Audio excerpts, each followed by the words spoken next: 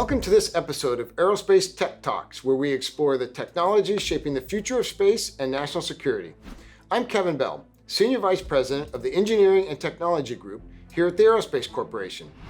Today, we're diving deep into the topic that's creating waves across every industry, but especially in space, artificial intelligence. We're at a turning point. AI isn't just a new tool, it's an accelerator. It's changing how we think, how we operate, and how we protect and explore space. At Aerospace, we've developed a bold new strategy to harness AI in ways that support our nation's most critical space missions. Joining me today is Shawn Sloan, corporate fellow and one of Aerospace's leading voices on mission modeling, simulation, and now AI. Shawn, it's great to have you here. It's great to be here. So, Shawn, let's start with the big picture. Aerospace just released a comprehensive AI strategy. What is it? Why now? Well, so it's a very exciting time to be in AI right now. You've got this huge surge with agentic AI, all these generative AI tools that have come out. It's radically kind of changing how people redefine work. These tools are more approachable. You probably use them in your home life a lot. They're friendlier, they're more accessible, and the industry is just going very fast, making these tools available. You take that and you take some of the complex space missions that we're doing, and you have a perfect storm of needing to do more complex things faster, more reliable. You need to augment your complex people. You need to do new things that are now possible, that weren't possible before.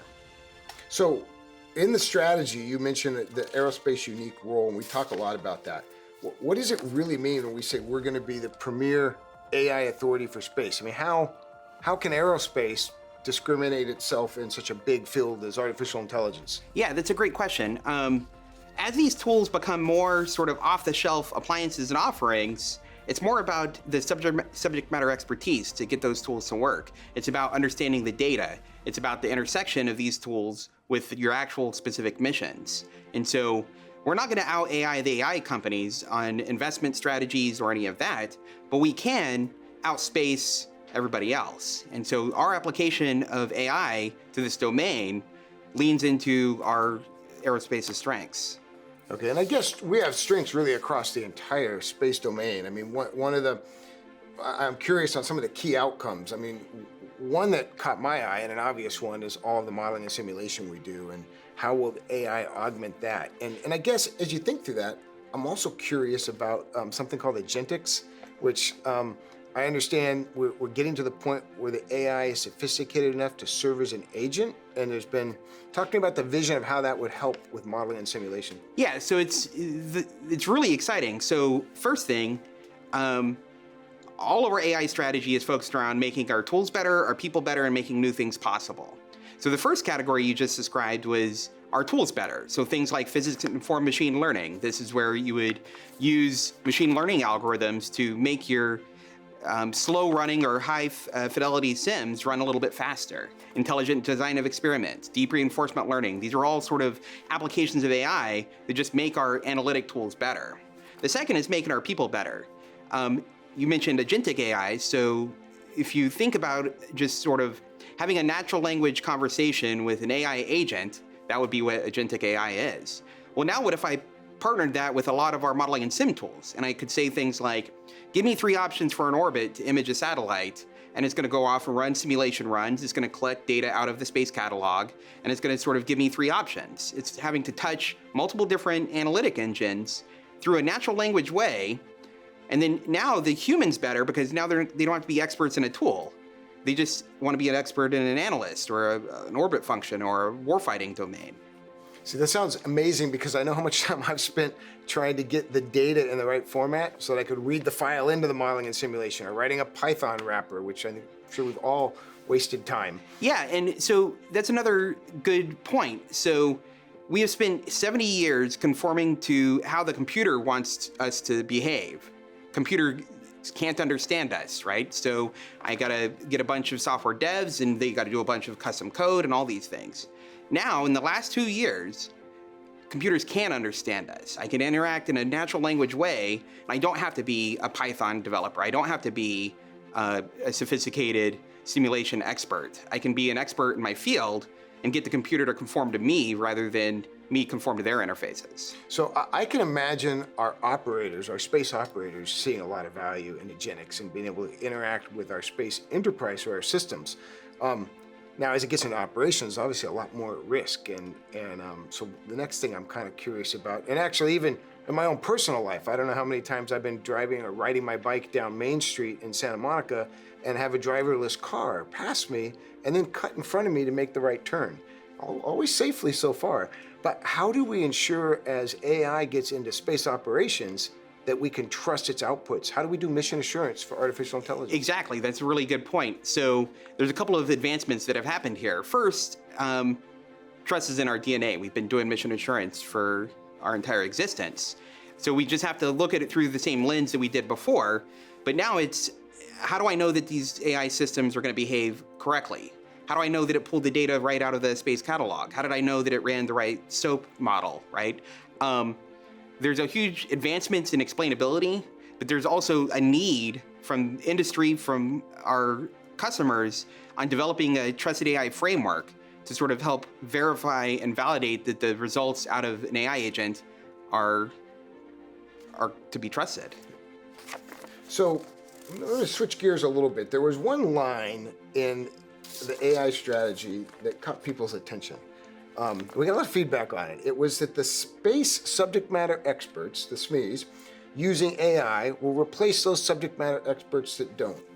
I guess that's really the heart of it. I mean, like tools before, whether they were the slide rule replaced by the calculator, replaced by programming, things evolve.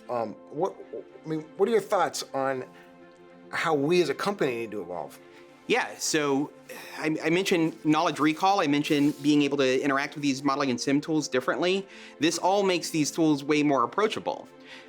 It also amplifies our people. Once again, better tools, better people, and new things possible. If we amplify our people, we can just get more results quicker, faster, more accurate. So when I say it's like saying we're not going to use computers, right? The SMEs using computers certainly replaced the ones that didn't, just like your slide rule example. So that's what we mean. And there is a threat too. If we don't embrace these things and everybody else around us embraces them, what happens to aerospace? So I think it's essential we get to make sure we have those tools in our hands and that we all learn how to best adapt to them and use them in our workflows.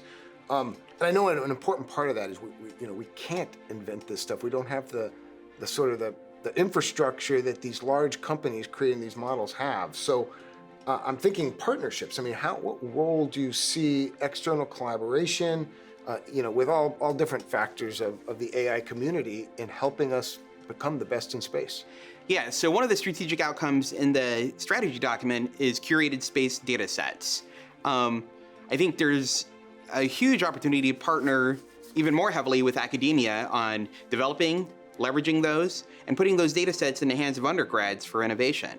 And so we can be the provider of these curated data sets. It doesn't mean that we've invented it all, even we've developed all the data, but our modeling and sim generates some of these world-class data sets used for analysis purposes already. Let's make these things available to lots of others. As far as industry goes, it costs hundreds of millions of dollars to train some of these foundational models the big players are using. We're buying one, we're renting one, that's what Astro is based on from OpenAI and provided by Microsoft Azure. And so we are not in a business of training new foundational models. We don't have the compute. So we have to look for innovative partnerships with things like Microsoft there. And so we're moving out on a lot of those partnerships now. Good. So I'm sure we're going to see a lot more partnerships as the industry continues to push AI.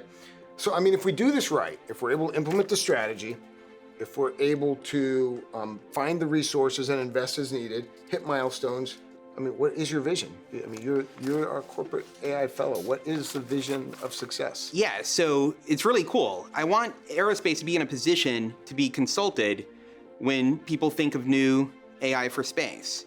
What I want someone thinks about this and they're like, what does aerospace think? What have they tried on this, right? There's a lot of hype out there with AI, and the national security space needs a company that they can trust to separate what is useful and provides a lot of utility and what things are just party tricks. So well said. I do think, well, Shawn, I want to first thank you for joining me today. And I do think we are at a very transformative time. I mean, not just for aerospace, but it's changing everything we do. It really is changing the world right now. We're not quite sure what the end state's going to look like, but I'm proud that we're leaning into this together and moving aerospace forward. Yeah, thanks for having me, Kevin. Thanks for tuning in to Tech Talks. We'll see you next time as we continue to explore the technologies shaping the future of space.